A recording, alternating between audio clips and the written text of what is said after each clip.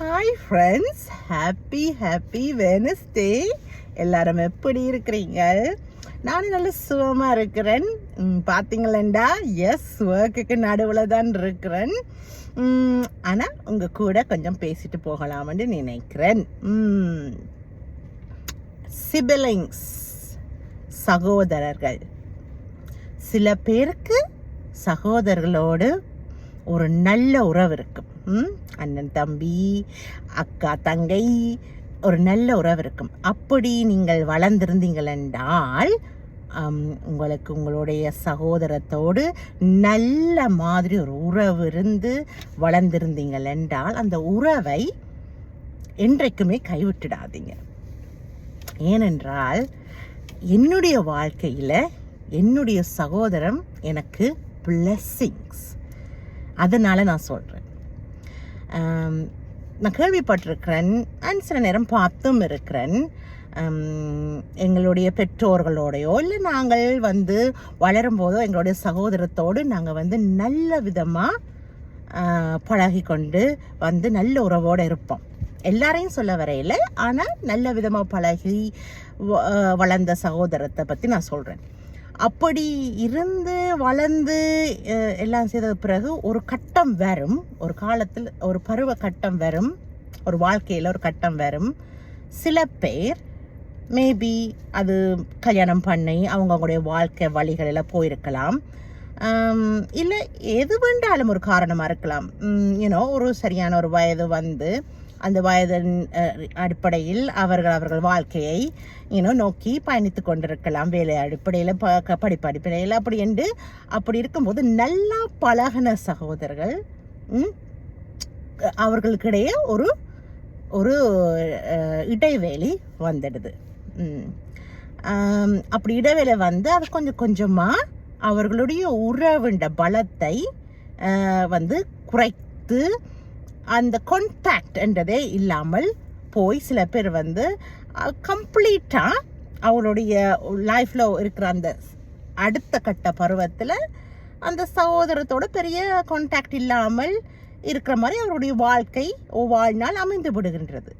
அப்படி அமைந்து விட்டதுக்கு பிறகு எப்பாவது இருந்துட்டு நினைச்சு பார்க்கும்போது, சின்ன வயசுல என்னுடைய சகோதரத்தோடு நல்லா நான் பாசமாக பழகினேன். நான் இப்போ இனி எங்கள் வாழ்க்கை எல்லாரும் அங்கங்கண்டு ஒவ்வொருத்தருடைய வாழ்க்கையை நோக்கி நாங்கள் பயணிக்கிறோம். இனி அந்த மாதிரி கிடைக்கிறதுக்கு சந்தர்ப்பம் இல்லை, அது ஒரு காலம் அப்படின்ட்டு சொன்ன நிறைய பேரை நான் பார்த்துருக்கிறேன்.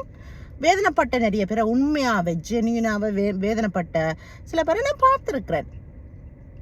பட் முடிந்த வரைக்கும் அப்படி அதை ஒரு சில நேரத்தில் தவிர்க்க முடியாத காரணத்தால் சகோதரர்கள் பிரிய வேண்டிய நிலைமைகள் வந்துடுது. அதை நான் சொல்ல வரவில்லை.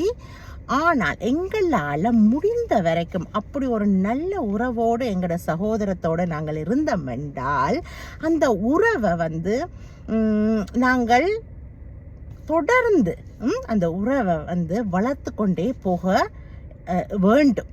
அந்த கடமை எங்களுக்கு இருக்குது. எங்களோட சகோதரன் தானே அப்படின்னு சொல்லிட்டு பாதிலேயே அப்படியே விட்டுட்டு போகிறது சரி இல்லைன்னு நான் நினைக்கிறேன். அதை விட்டுட்டு போகிறதுன்றது நான் இப்போ சொன்ன மாதிரி லைஃப் ஹேப்பன்ஸ். வாழ்க்கையில் இப்போ சில பல கட்டங்கள் நாங்கள் எங்களுடைய வாழ்க்கையை நோக்கி போயிடுவோம். ஆனால் அந்த நேரத்தில் முடிந்தால் கொஞ்சம் யோசிப்போம். என்னுடைய வாழ்க்கையில் நான் என்ன அப்ளை பண்ணுறதென்றால், எப்போவுமே நான் ஃபர்ஸ்ட்டு என்னுடைய ஐடென்டிட்டி ஒரு அக்கா. நான் மகள் என்று கூட என்னால் சொல்ல முடியாது. நான் ஒரு ஃபர்ஸ்ட் ஐடென்டிட்டி எனக்கு நானே உணர்ந்தது ஒரு அக்காவா. ஏன்னா என் தம்பி தங்கச்சி எனக்கு கொள்ள பாசம் அவங்க மேலே. அதே மாதிரி அவங்களுக்கு எனக்கு இருக்கிற பாசத்தை விட அவங்களுக்கு ரொம்ப பாசம். ஆனால் எல்லாரும் சொன்னாங்க, இதெல்லாம் கல்யாணத்துக்கு பிறகு இந்த மாதிரி பாசம் எல்லாம் வச்சிருக்க முடியுமா, அவங்களோட வாழ்க்கையை தாண்டி போயிட்டே இருப்போம்ட்டு. அதுதான் உலக நியதி. சிலதில் அதுவும் உண்டு தான், அவங்களோட ஒட்டி கொண்டிருக்க முடியாது. ஆனால் நான் சொல்கிறது ரெகுலராக கான்டாக்ட் வச்சுருங்க. உங்களுக்கு ஒரு ஃப்ரெண்ட்ஸ் அந்த ஃப்ரெண்ட்ஸோட கான்டாக்ட் வச்சுருக்க முடியுது, உங்களுடைய பிள்ளைகளோட கான்டாக்ட் வச்சுருக்க முடியுது. அதே மாதிரி உங்களுடைய உங்களுக்கு தேவையான ஆக்களோட கான்டாக்ட் வச்சிருக்க முடியுது. அப்போ சகோதரங்களும் அதுவும் ஒரு முக்கியமான உறவு தானே. சின்ன வயசுல எல்லாத்தையும் ஷேர் பண்ணி ஒண்டா வாழ்ந்த சகோதரங்கள் தானே. அதையே நாங்கள் வந்து அப்படியே மறந்து அது சகோதரம் அது ஒரு கட்டம்னு சொல்லிட்டு அப்படியே விட்டுட்டு போக வேணும். அதை தான் நான் சொல்ல வரேன். சகோதரங்கள் ஒரு பிறகும் ஒரு கட்டம் எங்களை வாழ்க்கையில் நாங்கள் மெச்சூர்ட் ஆகி ஒரு முழு மனிதர்கள் ஆகி எங்களுடைய தனி வாழ்க்கை பயணத்தை பயணிக்கும் பொழுது அந்த சகோதரர்களோடையும் கான்டாக்டில் இருக்கிறதும் அவர்களை சந்திப்பதும் அவர்களோட டைம் ஸ்பெண்ட் பண்ணுவதும் அது வரப்பிரசாதம். அந்த மாதிரி உறவுகள் கிடைப்பது அரிது. நான் சொல்கிறது திரும்பவும் வந்து சில சகோதரர்கள்கிட்ட மிஸ் அண்டர்ஸ்டாண்டிங் அவர்களுக்கு ஒத்து போகாது. அதை நான் சொல்ல வரல. ஒத்து போய் உங்களோட வளர்ந்து உங்களுக்கு மனசுக்கு பிடிச்ச மாதிரி உங்களோட சகோதரத்தோட பாசமாக இருந்த நீங்கள் பிறகும் உங்களுடைய கல்யாண வாழ்க்கைக்கு பிறகும் இல்லை உங்களுடைய வாழ்க்கையில் நீங்கள் வந்து வெளியே உங்களுக்கு தனி இண்டிபெண்ட்டாக வாழும் பொழுது ஒரு ஒர்க் மூலமாகவோ ஒரு எஜுகேஷன் மூலமாகவோ அவர்களோட ஸ்டில் தொடர்பில் இருங்க. அதுதான் நான் சொல்ல வரேன். தொடர்பில் இருந்து அவர்களோடு எந்த விதமாக இப்போ தூரத்தில் இருந்தீங்களன்னா அட்லீஸ்ட் இப்போ தான் டெக்னாலஜி வந்துடுச்சு, தொடர்பில் இருங்க. ஒரு 5 minutes கதைச்சாலே போதுமே. மனசில் அந்த சகோதர பாசம் இருந்து சில பேர் வாழ்ந்து தொடர்பில் இருக்காமல் இருக்கணும். அவங்களுக்கு தான் நான் சொல்கிறேன், தொடர்பில் இருங்க.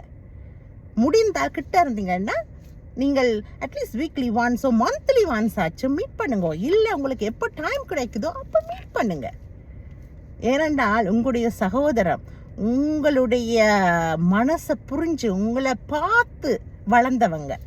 நீங்கள் யாருண்டு சின்ன வயசுலேருந்து இப்போ வரைக்கும் உங்களை பார்த்து உங்களுக்காகவே ஏற்றுக்கொண்டவர்கள் இல்லையா? அதனால் அது பியூட்டிஃபுல் ரிலேஷன்ஷிப், அந்த சகோதர ரிலேஷன்ஷிப்.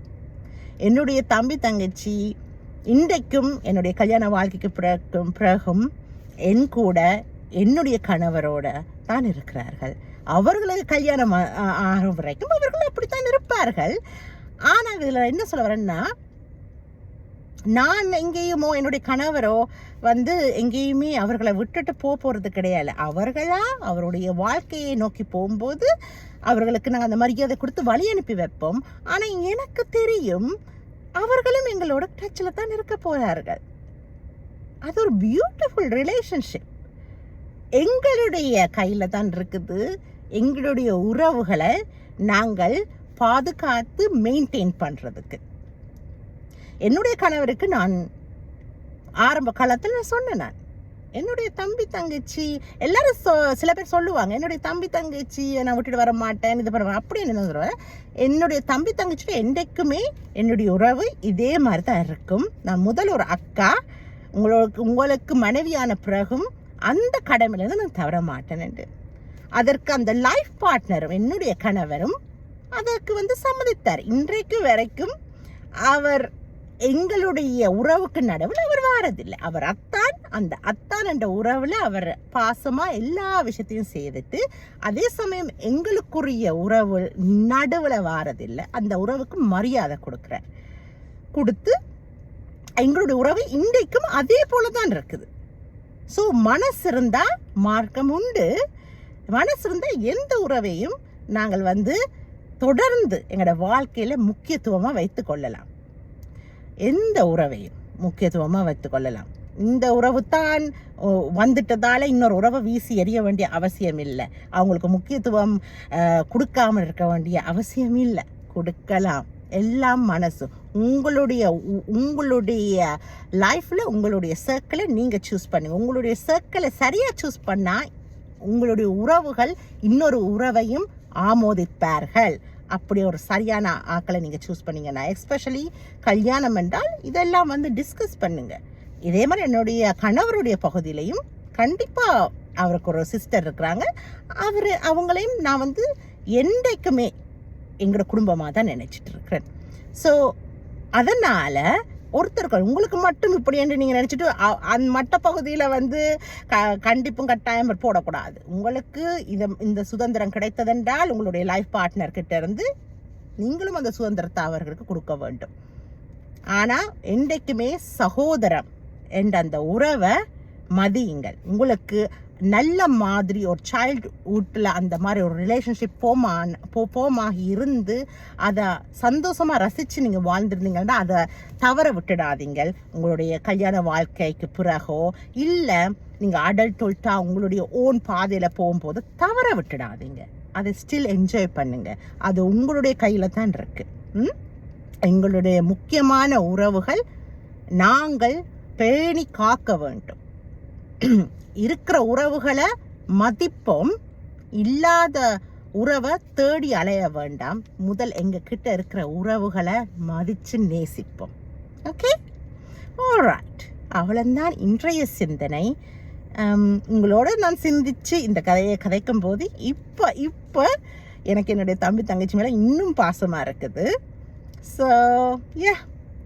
ஸோ ரிஃப்ளெக்ட் பண்ணுங்கள். உங்கள் மனசில் இருக்கிற இந்த மாதிரி தாட்ஸை அடிக்கடி ரிஃப்ளெக்ட் பண்ணுங்கள்.